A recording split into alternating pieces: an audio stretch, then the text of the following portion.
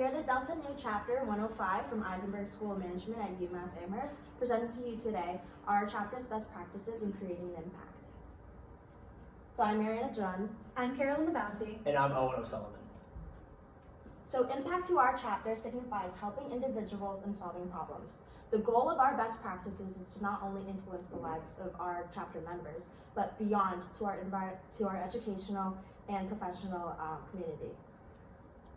So with that in mind, this past fall, with the tremendous help of Isenberg and EY, we had the ability to hold the first of its kind in all of New England, the Inclusive Leadership Summit. It was a two-day event that brought together BAP students, non-accounting students, faculty, and professional partners. And students had the opportunity to learn how to be an effective leader by integrating diversity and inclusive practices into the business culture. Additionally, students learned how to embrace diversity in the workplace and how to incorporate inclusive practices into their everyday personal and professional lives. So this was the premier event for our chapter and our school, Isenberg. The success of our event was attributable to the generous donations from our sponsors, the volunteer work from our 60 members, and the countless hours of planning. So this was an $85,000 event, but $30,000 of the funds was generously funded by EY. So the stated mission of the ILS was to bring together both our educational and professional community. This includes industry partners, UMass alumni, current students, faculty and staff, and other community leaders.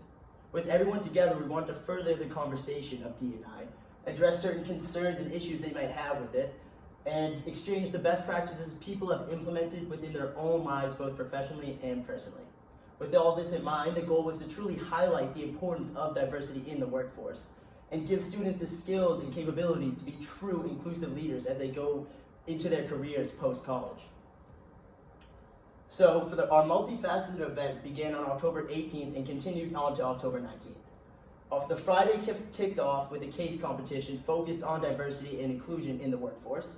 Following that, those who participated were invited to an exclusive speed networking hour with the 10 sponsors of the ILS. Finally, to cap off the 18th, there was a welcome reception that night. To begin the 19th, after the registration period, a keynote speech was delivered by Ken Boyer, the Director of Inclusiveness at EY. Following that, there was 3 different sessions with a variety of options students had to choose from to further their understanding of and depth of knowledge in regards to diversity and inclusion. Here you can see students actively networking with different sponsors from the ILS during the speed networking round of the Friday portion of the event. One of the main ways we were able to ensure that students really took home the importance of D&I and the lessons they were learning those 2 days was to offer the ILS Certification of Completion.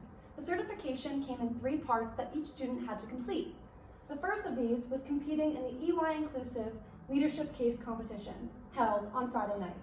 Then, students would have to attend 3 of the industry expert-led panels on emerging D&I issues that were occurring in the workplace. And finally, they would attend a professional development workshop on inclusive leadership that would really hit home the skills they learned earlier in the day and have them practice it in real time. One of the great ways that we were able to have such diverse people come, students and faculty alike, was by having impactful, diverse leaders attend. It was really important and integral for us to have such diverse leaders here because we felt that they would bring their experiences with D&I and experiences across their different workforces to really talk to the students about what D&I means now and in the future. Some of the people we had came from EY, Wayfair, the FBI, Deloitte, just to name a few. Here are some examples of not only the sessions but also workshops that we held. We had 2 panels and 1 workshop that were split up during the day, and students could attend any variation of these options. One of the panels we held was Leading from Where You Are, led by the CFO of the FBI, Jeff Salette. He spoke about how D&I is imperative to have in the workforce, not only financially for a company, but also to create a more equitable environment, and that those who aren't D&I friendly or have no diversity and inclusion in their workplace are at an inherent disadvantage. We also sponsored some workshops during the day, including Disability in the Workplace, Shifting the Narrative. Now, this was centered all around how disabilities may not be visible to all, but that doesn't mean that you shouldn't treat everybody in the workforce with both dignity and respect to create an equitable environment for all. And here on the left, you can see a photo of our enthused case competition winners holding their trophy proudly.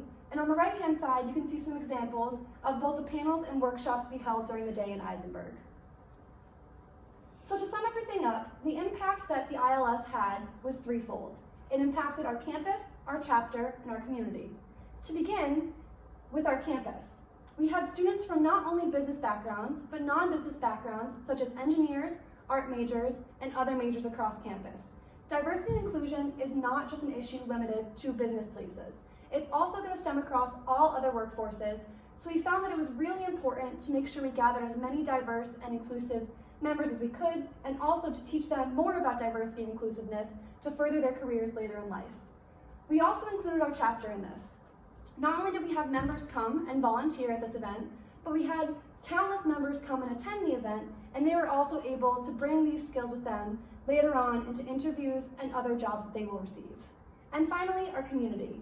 We talked about the campus and the chapter, but also our professional community was greatly impacted by the ILS. We were able to further our relations with our firms, also with other professional partners, and really learn more about how diversity and inclusion affects everybody from all walks of life. And some might ask, is this kind of opportunity, this kind of event, replicable at any other chapter? And the answer is yes. You don't have to be a large chapter or have a lot of money to be able to hit home that diversity and inclusion is the future of the workforce. By showing industries and showing the campus, chapter, and community, regardless of where you are, that diversity and inclusion are important no matter what, you can really hit home and further this event and really keep it going regardless of where you are. Thank you so much for listening to our presentation. We're so sorry we couldn't be in Pittsburgh this evening, but thank you so much for listening.